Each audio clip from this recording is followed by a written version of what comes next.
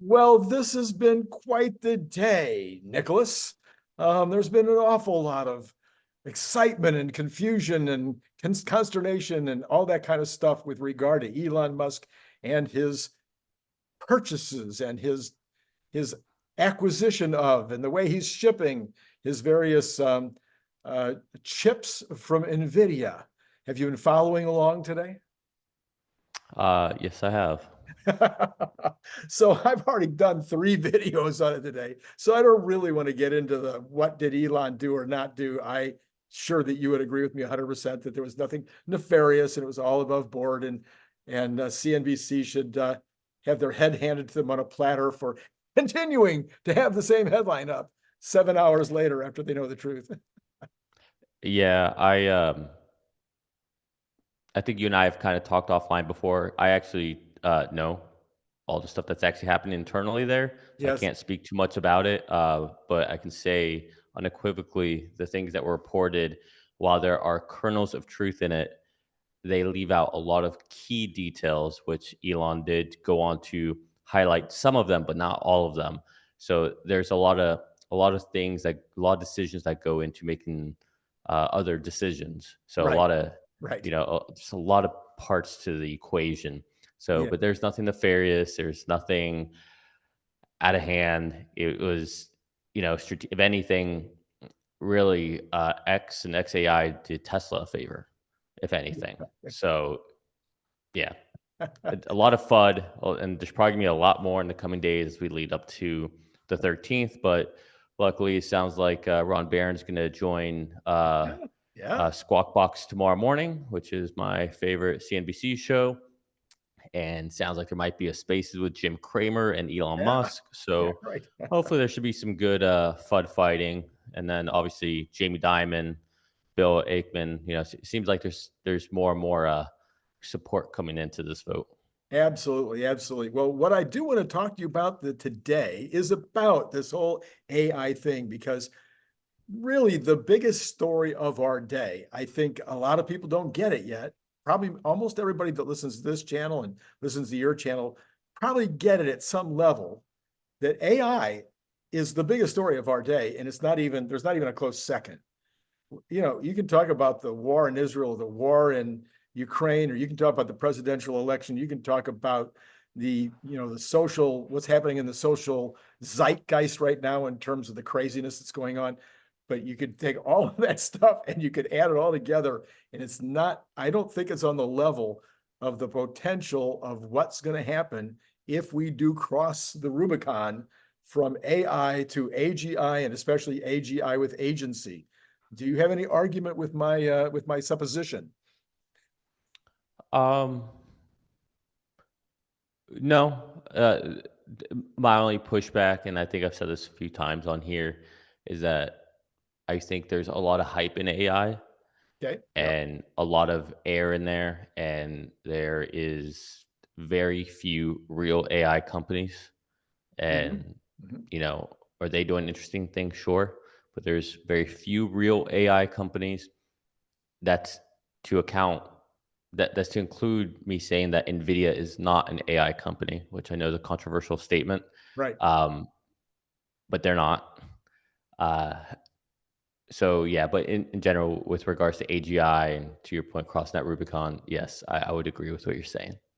Yeah. And so Elon, of course, as the I don't think it's I, some people would undoubtedly dispute it, but I don't think there's really any way you can dispute that Elon is either the mm, king of the hill with regard to AI and AGI, or he's right up there among the two or three players who are at the top of this particular story in terms of his knowledge of what's going on, in terms of his knowledge of what could happen, in terms of his decision making that he's been doing to keep it from running away with itself or becoming something that would be extremely detrimental to the human race, which he seems to think is a good thing.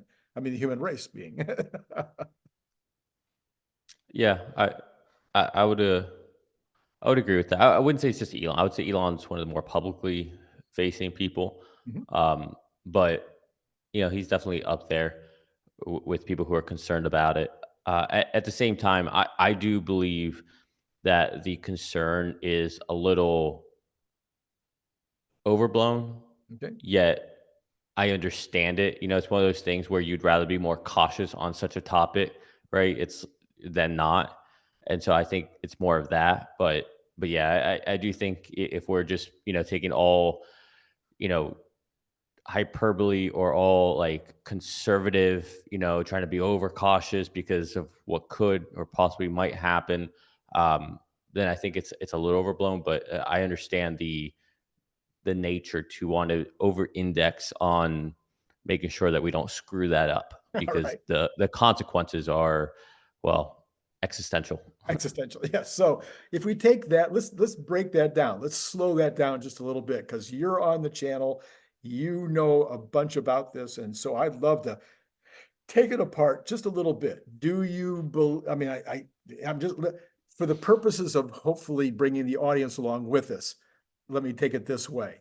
Do you believe that AI today on certain skill sets, like let's say chess, Go, etc., is exceedingly substantially better than any human, faster, more capable than any human? Yes, absolutely. Not just AI or machine learning, which are essentially the same thing, but software in general, right? No human's better than a calculator, Right. right? Right. Okay. So yeah, there are hundreds, tens of hundreds, millions of tasks where computers are better than humans already, Right. unequivocally, no question. Okay, then that solves my second question. Okay, so then one definition of AGI is that the computer or a computer or some combination of computers would be smarter on every subject than any given human. That would be one definition of AGI. Do you think that that is imminent? If that's your definition, then yes. I'm happy that you phrased it that way because I do think that the definition of AGI has walked and Right, has grown in breadth. right. But yes, if that's the definition, then yes, again, unequivocally. Okay, then I think the next step above that, and help me out if I'm wrong, because I'm not anywhere close to your league on this kind of stuff. But the next level up would be, do you think it's imminent that a computer or some combination of computers is very close to the point where it will be that the computers will be smarter than all humans on every subject? The combination of humans. Um, on every possible subject, Yeah. technical subjects, sure. Um, EQ, empathy, emotional intelligence, reasoning just by like looking at you, understanding the context of a conversation. Like, can I tell you just got offended, or you're getting pissed off, or Mhm. that you're trying to manipulate me? Things like that. Mhm. No. Okay. All right. That's interesting. I'm glad you make that distinction. All right. So then obviously the next question is, do you believe that AI can ever have agency? I mean, with a long enough time frame, then yes, Okay. you'd have to think so. Okay. And what about will AI ever have the ultimate thing, which is call it a soul, call it, I'm not sure what you're going to call it, consciousness, awareness of itself. So awareness of itself, I think. So this is where I struggle. Yeah. I think awareness of itself, yes. Does that consider consciousness? Is that consider having a soul? I don't know. I don't think so. I think I don't know. I mean, it's hard, right? Because even us as humans, like what gives us a soul, or what makes us who we are? If you're a religious person, you might have one answer, Right. but you don't need religion or anything for me to just see a little kid scrape up their knees and for me to feel a certain compassion, right? Right. Right. And is that something you're born with, or is that something that you're learned through that you learn through your environment? I don't know. If it's something you learn, then yes, it could. If it's something that's just innate within us from without having to be trained in any way, then who's to know? But that's again where you start to flex into religion, Right, right? right. So it's hard. I actually heard a quote recently saying, science can explain how the universe was made, what makes up the universe, and all that, but it can't explain why. Yeah, Why does exactly. it exist, Right. right? And Nobody, so, yeah. Theoretically, yeah, theoretically, even AI may not be able to do that, even in the best case of all. All right. So, if in fact we have a system, a computer system, a set of hardware and software that is got even to the level of just having agency and smarter than all humans combined, then at even if it's just smarter than any given human on any given subject, then there's two or three different kinds of harm that we can imagine. One would be runaway intelligence, where it would start to do things that we don't want it to do. Another would be nefarious individuals who tell it to do things that we don't want it to do, that have more access or more capability of giving it that kind of a command. And the third would be that it doesn't do it on purpose. It just the old I guess they call it the paperclip story, where it all of a sudden starts making bajillion, so many paper, it uses up all the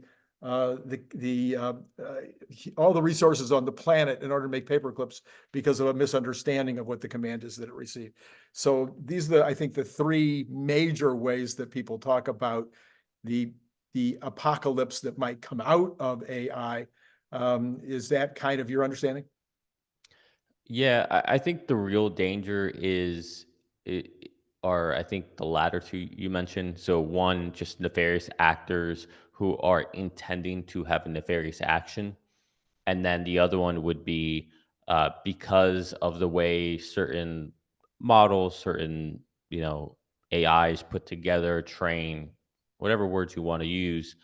Um, you give it a certain task, right? Maybe I say, um, you know, book me my flight and get an Uber or robo taxi, whatever, and I cannot be late. I do not want anything later than this flight. And next thing you have agents, AI agents in the background that now are saying, "Oh crap, he said don't be late." So now we gotta for some reason make this plane go down so that one can like you know what I'm saying? Like, and Yeah, obviously yeah, this is like a right, silly example, right, but right. that's the point is that Yeah. you don't know what the ripple effects could be with such a benign input. All right. So this has been a ton of fun, especially for me, maybe not for you, but I've been playing around a lot in this world because I've thought I really need to be a little bit more on top of it. And in fact, I'm hoping to have a program coming up. Maybe I'll even have you on the program with the guest if I can get him on.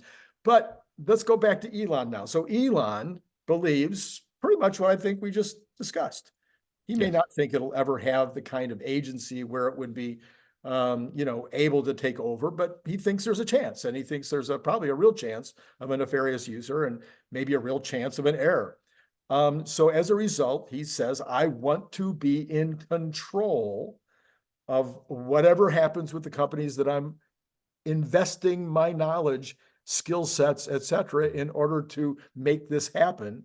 I want to be able to not allow the stockholders, the board of directors, or anybody else to overwhelm the situation to the point where they say, no, profits, profits, profits. We don't care about safety, safety, safety. Is that is that your understanding of Elon's position? Yes, but also to just kind of take a step back because I know we speak about these things as if it's future harm, but look at today, right? Even today with software we have today that you know d- right now when we talk about AI, everyone wants to talk about things like generative AI, LLMs, text in, text out, but AI, generative AI is a subset of AI, machine learning, deep learning. All right. So machine learning really is AI, and neural nets are part. Anyways, I'm going too deep here. But if you look at just social media right now, social media has a lot of machine learning AI built into it to give users what they want, right? To Right. give specific advertisements, so you get good advertisement to show you things you want to see. But that benign intent has created a lot of negative output. People are getting addicted. We're Mhm. seeing teenage, mainly girls, have higher rates of depression, anxiety, and Right. suicide. Right. Right. So this benign input is creating these negative outputs. And so this is before we have more Mhm. advanced AI examples, right? So I know everybody thinks that this seems like crazy and Elon's just, like trying to wave a red flag when, or a, canary in a coal mine and there's, nothing bad happening. But we see it today and we're moving to AI world and we haven't even solved the social media issue, Right. right? So, just it's not a false flag is all I'm saying. Right, right, right. Oh, no. So there's real potential for harm. So I was again watching a video with Lex Friedman earlier today, and he was wondering if that we've ever faced such a dilemma or crisis before in terms of technology that we were seriously concerned could destroy Earth. And I think we did. I think just a few years ago, and it's completely gone away, but we were all very, very concerned about technology that was going to um, change the gene structure of plants Mhm. so that we could increase the harvest. But the idea was if this ever got out of control, a one of these particular feedstocks might end up, eating, being the only feedstock that we had in the over the entire planet, and it would wipe out everything else because it would be stronger genetically or more capable or whatever. So we were able to balance that at least so far. Who knows? Maybe tomorrow. One of these will get out of control, and we'll be back to talking about that again. So I do think we've looked at the existential threats coming from technology before, and we've solved them. But at the same time, I feel like this is on a very different level. Yeah, I mean, we've had other ones too. I mean, don't forget the Manhattan Project, Would be, yeah, right? That while existential has also probably prevented just as many wars as what it could lead to. Um, you know, the turn of the millennium, we thought, right. well, it was a crisis, right? It was a mad rush for everybody to fix all these computer systems. Would that have been existential? Probably not, but it probably would have had a lot of issues like in hospitals and Could have, stock yes, markets could and have, wealth. yes. Um, I still contend with social media. We have not solved that problem, Mhm. and it's not slowing down. If anything, again, this isn't hyperbole. Go look up the data on this, but Sure. young women and men, mainly women, the rates of suicide, depression, anxiety is increasing exponentially. Oh, we could talk about gaming and young men. Gaming, With 7 million young men that are yeah, out of the workforce, or let's say working age men, 7 million working age men who are out of the workforce, who are primarily, at least 50% of them, according to statistics, are sitting in their basements or wherever playing video games all day long. Okay, so I want to take that basic concept right now and go back to the story of the day and what you pointed to, which was the X conversation that took place after that, about what is happening with Tesla and the dojo and the various aspects of the hardware and, well, mostly the hardware, I guess. But I I could be wrong. It could be software too. So let's just start. Elon Musk says of the roughly 10 billion in AI related expenditures that I said Tesla would make this year, half is internal, primarily the Tesla designed AI inference computer and sensors present in all of our cars, plus Dojo. By the way, I had said that at the time where everybody else thought that the entire 10 billion was going to Nvidia or to Nvidia and others like them. And I put that up on my channel immediately after that. No, that's counting what's going to go into the cars. Anyway, Then he says, for building the AI training superclusters, NVIDIA hardware is about 2/3. And my current best guess for NVIDIA purchases by Tesla are 3 to 4 billion this year. So when you saw that, did you have any particular thoughts about all of that? No, I mean, I think I feel like this has all been pretty clear. I get it. One FUD article comes out and lots of misquoting I mean, okay, I also have information, so okay, so maybe Okay. it's a little easier for me to understand it, but this has been widely reported by Elon. Um, in fact, a lot of the information I have was told internally at Nvidia to their employees not to say anything, Oh, and this was a couple days ago, and in less than an hour after they had their internal meeting, Elon said it on X. I see. Okay. So Elon's been very transparent is my point, and he's extremely blunt about all of this. Yes, I You know, love it. he's I loved it. Yeah. So then Whole Mars, he says, hey, thanks for the color. Very interesting. Off topic, but how do you see Dojo comparing to the NVIDIA cluster? Is there a realistic pathway to one day producing training compute internally rather than buying from NVIDIA? Well, let's hop there for a second. So, do you think that Dojo will eventually completely take over what Tesla needs for their compute and their training? um I think it's possible. Okay. I think it's possible. I mean, if they figure out Dojo and it becomes performant enough, then yeah, I do think it's possible. But you know, I feel like everybody is really glossing over Nvidia and these chips. People act like it's like just a bunch of chip stack and just throw in my backpack and that's it. These are massive I, for you, meaning they took up 4 units of rack space, and normally you only have about two of these because the heating and cooling demand is so intensive. They weigh a crap ton. You have to put rails on them. Then you have to mount them up. Then you have to wire it all up, and then you have to figure out how to get the networking to work. right. Like this is people act like this is easy. It's not. It's never been done before. Everything that Tesla's doing is brand new. Like this never building. So a cluster is when you have all of these. So a cabinet has 42 slots, Uh-huh. right? So each of these is about 4 units of those 42. You'll have about two of these in each each rack. And so and that's what you see in the data centers, right? Right. And you have what's called a cold aisle and a hot aisle, right? Because you need to get rid of the air. And it's really loud and it's really cold in one aisle and really hot in another aisle, right? And when you combine all of those on one network, which takes a lot of switching, a lot of switches, so like your router in your house where you plug Yeah. everything in the Yeah. Yeah. back, Yeah. Yeah. Yeah. think of that. That's a switch, right? So imagine that, but tens of thousands of servers, Yeah. and you have to get all of them to communicate together Yes. seamlessly and fast. It hasn't been done. They're figuring it out on the fly. Okay. So yes, Dojo is a long shot because it's very dedicated built. It has a whole different approach in compute where we normally have, storage, memory, CPUs, GPUs, networking. We understand that construct.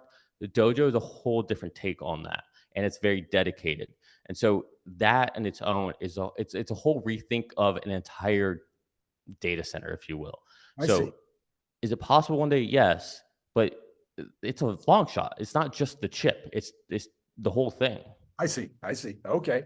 So Elon responds. He says training compute for Tesla is relatively small compared to inference compute, as the latter scales linearly with the size of the fleet. Perhaps the best way to think about it is in terms of power consumption. When the Tesla fleet reaches 100 million vehicles, peak power consumption of AI hardware in the cars will be 100 gigawatts. Training power consumption is probably only 5 gigawatts. These are very rough guesses. Obviously, 5 gigawatts of AI training compute is enormous by current standards, but is only about 5% of total Tesla AI compute. He then says there is a path for Dojo to exceed NVIDIA It's a long shot, but as I said before, success is one of the possible outcomes. So help us out. What's he saying here? It's a little bit of what I guess you just said, but I suspect there's some more layering. Yeah, well, I will say Elon kind of leaves something out that's kind of important, and it's the Okay, fact that there's a difference between the training compute and what's in the car for inference. The main thing is this concept I was talking about where all the servers are working together because they're tied to a unified backbone, right, which is the network, the switching. That allows you to use all that compute in aggregate in tandem. right, The inference with all the vehicles would not be that way. That would be more like edge computing. Now, could you do interesting things and distribute, break up that workload, do it across all of those different cars, then coalesce it again and have, right? Yeah, that's done a lot in software, right? We, mhm, we do a lot of tasks. I mean, really, that's what containerization is. But there's a difference there, is all I'm saying. And okay, then again, with the dojo, look, I'm a tinfoil hat guy when it comes to Elon. I think he's I think he's sandbagging. I think okay, Dojo is and like I want to think this too, right? So here's my bias. I want yes, this to be the truth. I don't know yes, this to be the truth. I just want it to be the truth. yes, I think he's sandbagging because if you're dependent right now on Jensen and you need all these Nvidia chips, the last thing you really want to do is, one, to an extent, you're a competitor, yep, but two, you still need these for your other companies as well. And Dojo is not necessarily being designed for these other companies and right, their tasks. right. So, you got to keep up relationships. But yeah, I don't know. He's got one of the top, you know, uh, processor designers in the world. Okay. So that's not for nothing, and Yeah. I wouldn't underestimate him. So Dr. Know-it-all says, thank you for clarifying this. I think too many people were thrown by some incorrect wording in the article. It mentions 85K H100s, but then you actually said was the equivalent of 85K, but what you actually said was the equivalent of 85K H100s. These are very different statements, and CNBC should issue a retraction of that. Replying to a bunch of different people, Elon says, also, he says, correct. Also, I can't overstate the difficulty of making 50K H100s train as a coherent system. No company on earth Yeah. has ever been able to do that. Once we have the system working, we will order more hardware. So that's my exact point. Okay, When he says coherent, that's what he's talking about. That backbone, put them all on essentially the same layer of switching, so they can all speak to each other, right? That's what he's talking about, making them more coherently, right? It's that unified aggregate of those chips, or the cluster, so that it doesn't know that it's got 10,000, 100,000. It just knows it's one entity, right? That's how it understands itself. And then what Dr. Know It All was talking about with the 85,000 is what Elon's referring to is uh, think about like flops, right? A unit of measurement. And so he's incorporating Dojo, the A100 clusters that they have, the H100s, what they're going to have for the H200s, eventually Blackwell, right? Like he's talking about all of it. So he's talking about using it as a unit of measurement. got it. Okay, all right. So that I think also clarified some things, and maybe even we could give CNBC a break because they may not have understood that either. No, So no, they I did. no, I push back on that. I don't believe in, if you're going to report on something, Yeah, report on it. And there used, in my opinion, a reporter does the research, goes in depth.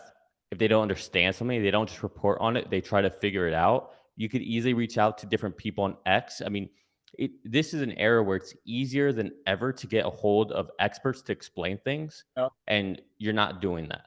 So no, I think we need to hold reporters to a higher standard. And if you say something that's inaccurate or because you don't understand what you're saying, I think you need to be held accountable. And I don't think we're doing that, and we need to start doing that. Yeah, well, you and I are going to certainly agree on that. I did a video about 2 or 3 weeks ago where I was talking about this very thing, that the reporting world so far doesn't seem that they need to reach out to the people on X or to reach out to the YouTubers who in many cases are now the experts, Yeah. are available, who have the ability to also put a few words together, that make sense. I mean, that are glib enough to be able to explain something. So, yeah, we're on the same page on that one.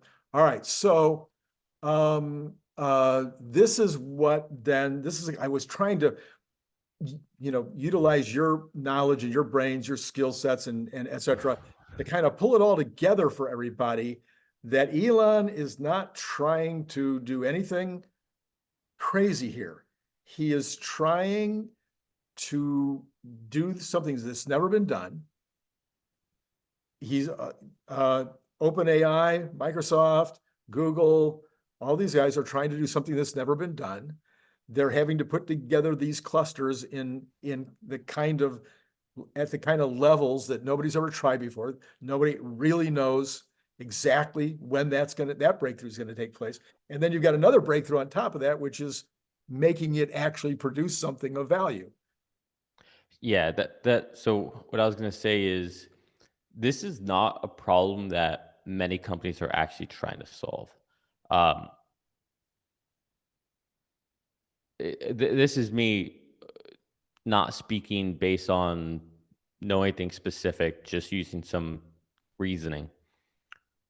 If Microsoft is attempting to do the same thing, it's only because it's to host the workloads from OpenAI. Right, It's not for any clients that Microsoft has. right. Um, Google might be, but they have their OpenAI equivalent in DeepMind internally, so they could be. Um, Meta, they might be. Mhm. Okay, so we're maybe at three companies there. Then you have Tesla, you have X, and you have XAI. What Those about another three companies. Amazon? I can't speak about Okay, that. all right, okay. I'm going to um, speculate that Amazon is also, since they have talked, I'm going to use what I know, which is Amazon has said, look, we need this AI to be as amazing as possible in order to do the Amazon store as on a level that you've never seen before. That's what I know. yeah. Uh, so there's not a lot of companies trying this. Okay, I would also venture just using reasoning and looking at Nvidia's last earnings. Who were the biggest purchasers of Nvidia chips? Pretty much the same people that we just talked about. No, Oh, it wasn't. oh, It was the automakers. oh, And who was the biggest purchaser out of the automakers? Well, it was Tesla. All the other ones had fractions compared to Tesla. oh, So I guess my point in saying this is that this problem, just from the hardware and the connectivity perspective, it's not like this is something that everybody's attempting right, to solve, right? Or to figure out. And the other reason you're not going to have that is because people don't have the use case of a product that needs this, right, right, right? OpenAI might because they may think that okay, well, we need these models, and maybe we're going to try with uh, just using larger parameters, or maybe we're going to start trying to do more voice or an assistant or something. Okay, they might have something there, but on the whole, besides Tesla, who else says I have a product and I know I just need to scale down? yeah, There isn't. There is no one else. It's just yeah, Tesla for FSD yeah, and eventually Tesla for Optimus. right, And then you have XAI, which would fall under the same camp as like OpenAI. right, So Elon is doing this on 2 to 3 different fronts. Anyways, my point in saying that is that it's not just that this is a hard problem to solve, just from a not even talking about the tech yet, yeah, just from a physical hardware standpoint, but it's very novel because no one else is doing this. And even if someone else somehow figures it out, they eventually will, right? At the end of the day, it's just networking, switching, I'm trivializing it, but there's just not a lot of people doing this right. because there's not a need, to your point, like the output. Yeah, yeah, yeah. All right. Well, I think we've covered it. Is there more that you think about that we just discussed that needs to be said or that would also help the audience to get clarity on that on this? I would just say I think there's a overemphasis right now on chips and counts and X amount. The real power isn't how much compute you have, but what you can do with it and how efficient you can be with it. And so right now we're in this race to, in this arms race to make sure that we can get as much as we can. But I I think we're gonna quickly be transitioning here soon to, okay, well, what's the ROI on that? Yeah, yeah. Well, Jensen So has said this. Jensen has said that they're building the next layer on top of the chips so that they can also offer the next. No, yeah. Well, yeah, all right. So I think Jensen sees an opportunity. I see. Okay.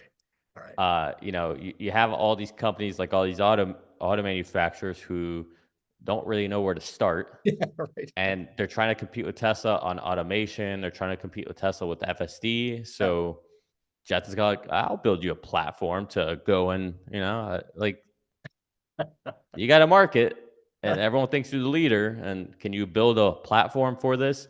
And then can you take that platform, modify a little bit, and be like, oh, this is for humanoids? Can you take that platform, modify a little bit? Oh, this is for factories. Yeah, yeah, I yeah. think that's kind of like, just saying, like, Just saying. it seems a little transparent to me. Like, it's a little like, really? I mean, hey, play the cards you're dealt. Yeah, But right, right. Okay. All right. Okay. Well, on another subject, we have a new head of insurance at Tesla who comes over from Geico. His name is Alan Layman, and he's already done a posting on X. He says, I'm thrilled to share that I've started a newly created role at Tesla as their head of strategic insurance partnerships. Here's my goal: make Tesla vehicles easy and economical to insure. By partnering with insurance companies, teams across Tesla and collision shops in the US and Canada will lower the total cost of Tesla ownership and accelerate the world's transition to sustainable energy. When I heard about the opportunity late last year, I was skeptical. Why would Tesla, which already has its own insurance company, care about the rates other insurance companies charge Tesla owners? It's because of the mission. Tesla's mission to accelerate the world's transition to sustainable energy, high insurance premiums on electric. I'm sorry, that's their mission is to move us to sustainable energy. High insurance premiums on electric vehicles slow that transition. That's where these insurance partnerships will come in handy. Part of the job comes in through better communication, processes, and partnerships will reduce repair costs and lower insurance prices across the industry. So, what did you think about this decision? anything we can do to get insurance down in Florida. I'll tell you, Oh, I know. we pay 370 a month. Mind you, part of that is my wife's wedding ring. It's insured, Okay, um, or her engagement ring, but still, 370 a month. That's insane. and that's just for two cars. That's for one car. For one car. One Oh, car. that's bad. That's bad. Yeah. Yeah, yeah. I think my wife's Tesla, the portion of the insurance that is for her Tesla is only, I think $100 a month. Yeah. And that's in Oh, California. yeah. Now, she has a great driving record. She's a lot older than you. I don't know how much all that matters, but I know Florida's a lot, it's Yeah. crazy. Yeah, yeah. Yeah. It's insane. So I want Tesla insurance here as soon as possible, but Okay. there's lots of issues with that. But so, I mean, yeah. Hey, I hope this guy can do some stuff. I mean, yeah, if you can draw, I mean, it's not just about the price of the vehicle, right? It's a total cost, or the total cost of ownership, right? So it's the insurance, it's the fuel cost, in our case, electricity, it's the maintenance, it's the monthly payment, it's the interest rate. So I think it's the whole package that helps people decide if they're going to buy a vehicle or not.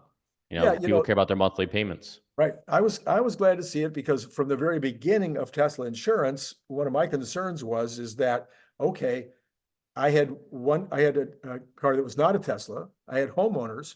I have two homes that I rent out. So I have uh, what do you call it, landlord insurance on both of those, and that package reduces my total cost of all of it. And Mm. so if I was going to put the Tesla over onto Tesla insurance, that was going to mess up my package price. And so there was all kinds of possibilities there. Well, Tesla had hinted at one point that they might get into homeowners in order to solve that, but I didn't see that as something that was going to happen right away. So this looks like maybe a little bit of an acknowledgement that, look, even if our insurance goes 50 states, we're still going to have a bunch of folks that are going to still be outside the system. And we need to find a way to get these insurance companies not to overcharge Tesla customers as much as they have been. Yeah. Yeah. No, that's a good point. But I, yeah, I don't know. I just go back to thinking about robo taxis and FSD and what does that mean, right? Right. Like, Yeah. how does, if Tesla takes, I don't know, it's a Takes different over, world at that takes point. over liability. Yes. Changes everything. But let's face it, that is years away in terms of being a meaningful slice of the overall auto business. I mean, if Tesla goes gangbusters, it'll take years to replace the, you know, 2 billion cars that are on the road or something. Oh, yes, true. But I don't think we're years away from Robotaxi. No, robo no. taxis a being a big profit Oh, on the yes. line. I Oh, mean, yeah. I think we're. I mean, well, you might be more aggressive than I am, but I think 2026, 2027, we see big revenue from robotaxi. Oh, yeah. 2026. I have my 2026 theory, of course. Okay, Everything happens yeah, yeah. everything happens in 2026. All right. So Jim Cramer said today, I'm not a seller of Tesla. I think Elon, wins the vote and the stock goes higher. So, and you say, Yeah, I actually, well, Elon responded to it, yeah, I did. and I reposted saying that's the best tweet or best post of the year. uh, So Elon said, I think he wrote, "Oh no," yes, that's what he or said. something. Oh, Yeah, no. "Oh no." So yeah, I think everybody's sentiment was like, "Damn, Jim, like come on." Like I know your charitable fund investing forward, but like come on, that's just not cool. So Yeah, well, we know that Jim Cramer has a reputation or a theoretical reputation for as soon as he says something, the opposite takes place, but we'll see. Yeah, so I thought actually if you take away that karmatic theory around Jim Cramer, I thought it was a good statement. Yeah, he thinks it's a positive, it's a win for Elon on the vote. And that the stock goes higher as a result. I've seen other people say, in fact, I think you said the stock will go flat if it's a yes, but it'll go down if it's a no. Didn't you? Wasn't that your position? No, that must have been maybe that was what do you call it? Bradford, Ferguson maybe said that. no, I think I think his comp will definitely pass, and knock on wood, go vote, don't hope. Right. Um, but I think his comp will pass, and I think the stock will get a bump. Get a bump. Okay. Yeah, for sure. All right. Like Well, I could see us getting like close to 200 just from that alone. just from that alone. Okay. All right. The economy has had a tremendous amount of reporting the last 2 days, and it's been all over the place, all over the place. The bond market, I mean, we had things that look like the economy is doing fine. We've got things that look like the economy is not doing fine. We have evidences of inflation getting better. We have evidence of inflation getting worse. Bond markets believe the economy is slowing. They have been on fire for the last 2 days with rates dropping 10 points a day. Equities are sideways to down for the last few days. Commodities tanking this week, tanking. The dollar is weak. Housing prices are still going up. There's not a chance in the world they're not going to keep going up. I just saw a CNBC interview saying that the rental market is at 94% occupancy.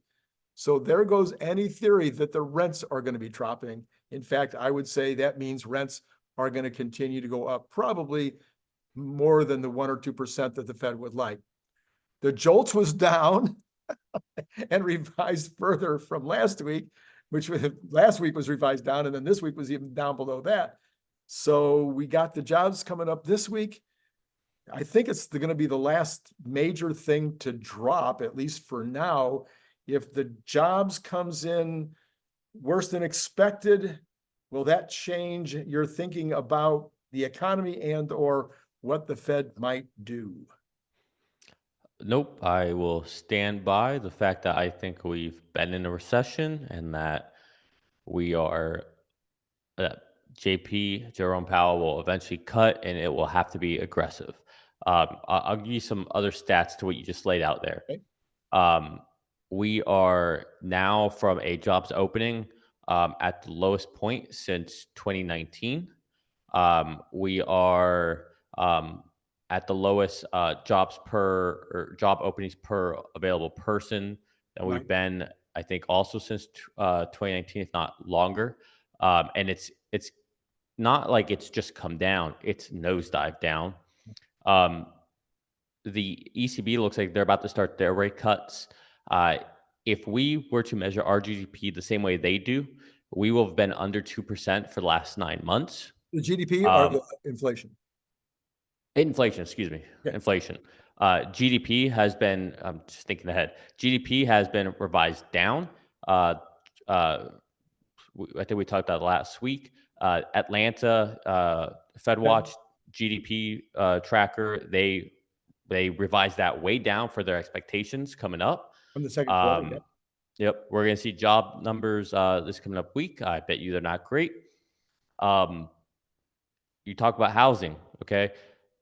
I agree with you. I don't think we're going to see a big change in pricing for housing or rental, but we are going to start lapping year over year numbers, and that's Mm. going to work in the favor for the numbers. Mm. But I will say, I live in Florida, and I'm starting to see some softening in Oh, all prices. right. Like Well, I mean, okay, take this into consideration, and then I'm just going to suggest.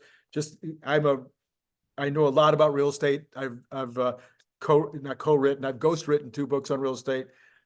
One on the buy side, one on the sell side. What I think's happening, and this is part of the boom bust approach to all of life that I take, and that is we had a tremendous boom in housing sales over the non-season, the out of season time. From October until February, March, they sold way more houses than they expected to, both new and resales. What I've seen over the years is if you have off-season, really high numbers in the off-season, that means people have bought ahead. So when you get to season, you're going to see softness. So I think that's what we're seeing now. Now, if I'm right about that, probably around June, we're starting now in July, August, as we get to the end of the normal season, you'll see the buyers coming back in because they're still trying to make that purchase before back to mm, school. So that might happen. I don't know, but that is at least a possibility. That might be why you're seeing softness, because I think you're right. There is a little, there's more inventory on the market, and there's a little bit of a pushback on paying over 7% for mortgages, but the mortgages are going to come down also because you've yeah. had 10-year come down 20 basis points in the last 2 days. Yeah, exactly. And the one other metric I'll throw out there is that it looks like OPEC's going to be releasing more oil. Yes. So that's a big deal. Yes. So Did you watch my show this morning? all all that to say that I think we are clearly in a slowdown. I think it is beyond apparent, and I think the Fed's going to. Oh, and there's another one. I think there's 11 more banks are now on watch. Yeah. So, yeah, I don't know. Where's this rosy picture? Yeah. Well, the rosy picture, I guess, comes from the fact that a lot of people are still working. I think it will take you might have said this last Tuesday, I can't remember, but I think it'll take, 4.1, 4.2% unemployment before the rose comes completely off the bloom for most people, including me. I think that's what's holding me up. I'm still at 30-70, recession in the third quarter, 30% chance. I don't even have a call on the fourth quarter yet because we could have a single quarter dip, okay, because of the election. Elections throw things into complete disarray. And when you've got if you have a change in government, that typically is a very stimulating, almost always. So we have a change in government in November, then the fourth quarter might get a bump toward the end, and we might only have one quarter actually of a dip if I'm right about the third quarter. If we have unemployment hit 4.1%, I don't care if there's an election. I don't care if nothing else has happened. I don't care if the stock market's at all-time highs. They will be cutting. Okay. Okay. I Mark think my words. I think you're right. I think you're right. I don't know about your half percent cut, but I think you're right that there will be a cut. Tesla's stock, very low volatility the last 2.5, 3 weeks. Have all the players, but when I say that, I mean it in quotes, have all the players gone over to NVIDIA? And would that be a bad thing if the players left Tesla alone for a while and let Tesla not be so impacted by all the options players? I, I don't think it has anything to do with that. I think there's still trillions on the sideline. So it's not selling out of one to go to the other. I don't think that's what it is. I mean, maybe on the, on the edges, on the margins, Right. no pun intended. But I think people are waiting to see what happens with June 13th. Oh, yes. And then I think people are waiting to see delivery numbers July 2nd. And then from there, I think it's off to the races. And then it's going to be, well, then you've got the earnings report in July, on July whatever, and It followed won't very, matter. very quickly by August 8th. Yeah. So, again, you can see on the live stream that we did for the earnings call. Everybody said that stock was gonna be down, it's gonna be bad, and all that. And I was like, nah, actually, I think it's gonna be up. And sure enough, it was up big time. Um, and so I'll predict that again. Is that even if we have bad delivery numbers, all of the bad news will be baked in Oh, yeah. there before we get to earnings, Mhm. and earnings will be more about you know the hopium and excitement leading up to 8-8. So I don't think there's going to be, I mean, we'll be days away at Yeah. that point, Yeah. It'll be so you close. know? Yeah. Yeah. Yeah. So I don't think Right. earnings will be I overhang. think the earnings will be a nothing burger Yeah. because we'll be so close to 8-8. Yeah. If anything, potentially positive because of all the layoffs, Right. better Right. margin improvement. Right. So Yeah. All of that is correct. All right, let's see here. We had Tesla just slightly down at the end. It was up, it was down, it was up, it was down. Some people thought it was because of all the stuff going on over there at CNBC. And you could see maybe it was pretty much going with the market all day until the very end. It didn't finish as well as the rest of the market.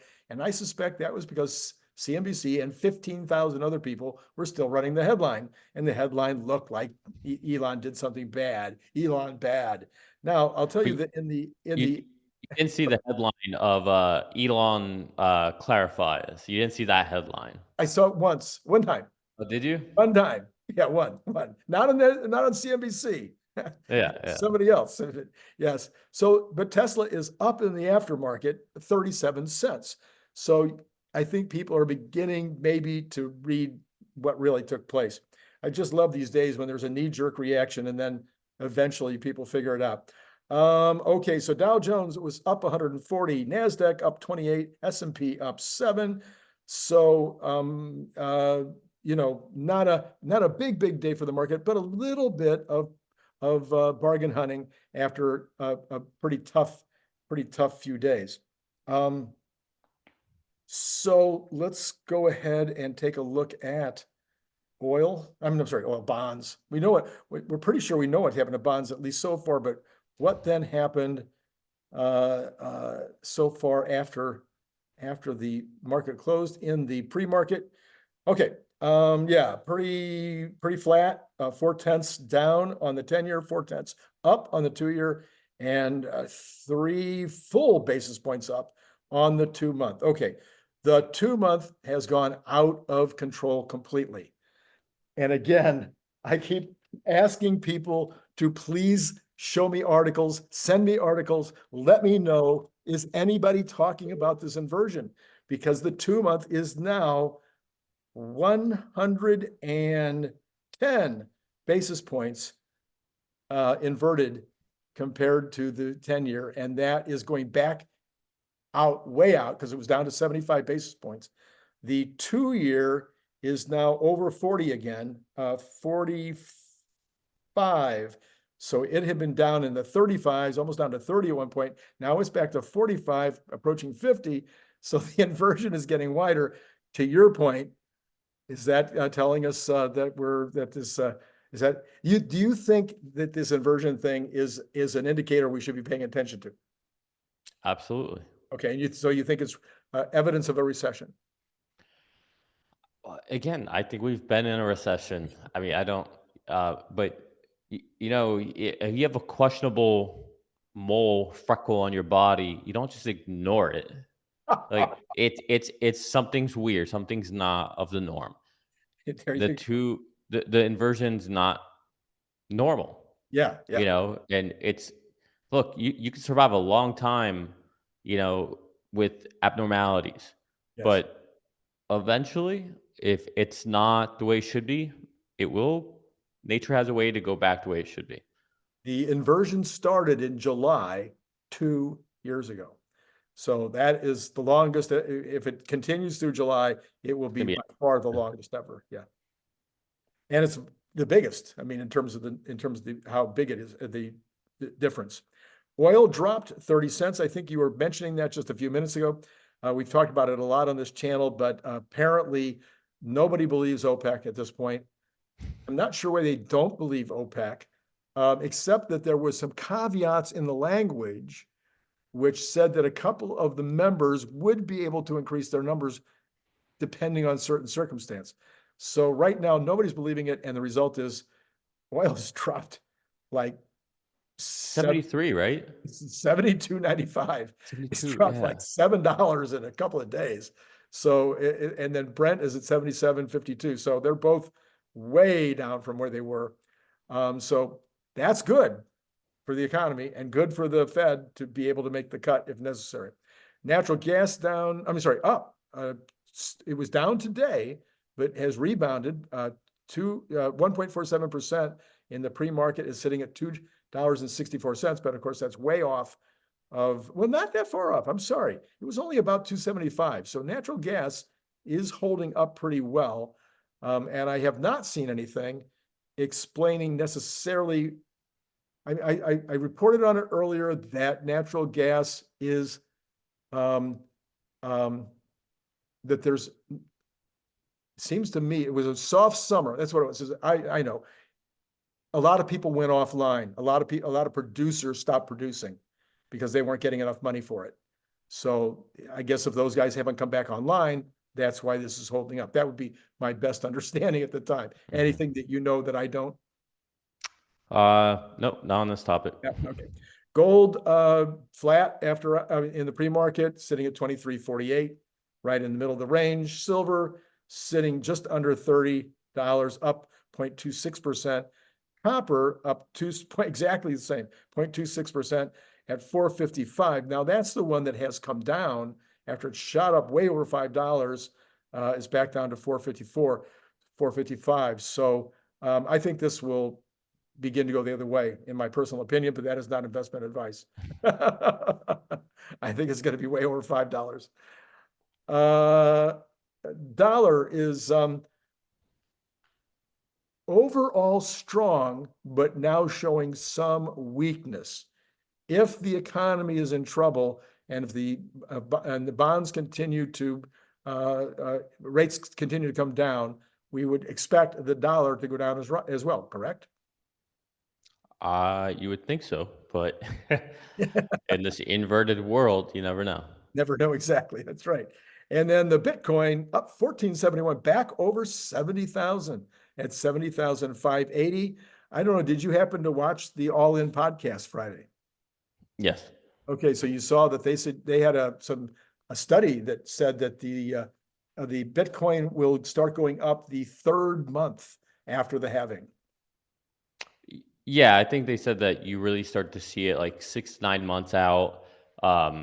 you start to they had like the charts of like after every halving, like how the returns on it. But yeah, we'll see. I it probably will. And I'll probably have FOMO and I'll regret not, buying Bitcoin and all that stuff. But I struggle with it. Yeah, me too. Me too.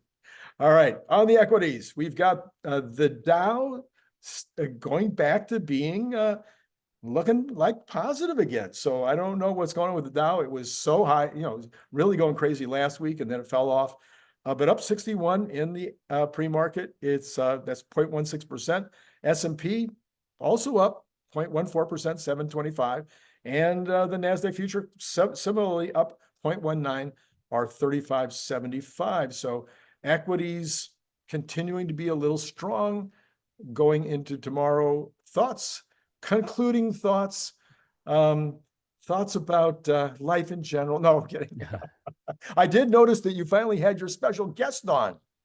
I did. I Yes. know. I Yeah. mean, you got me on that one. I'm thinking, who's he got? So I won't, should I tell anybody? Go take a look at Nicholas's channel. What's the name of your channel again? Investing against the grain. Investing Against the Grain. Go take a look at Nicholas's YouTube channel and take a look at yesterday's video and see who his very, very special guest is. Yeah. It was an honor to have that person on. Honored, absolutely honored. Okay, and anyway, so last thoughts about the markets, about Tesla, about anything that you're passionate about that I didn't take the time to get into today. Keep an eye out for ADP numbers. Keep an eye out for jobs numbers. Yes. Mainly revisions. And no, go vote. Go vote. Go vote. Next week's a big week. All righty. So, Nicholas, thank you as always for coming on board and helping us understand, especially today. Holy mackerel, we were really getting inside your brain specialization today. And that really helped me a ton. I hope it helped others. And all of you folks out there watching, it has been great talking to you.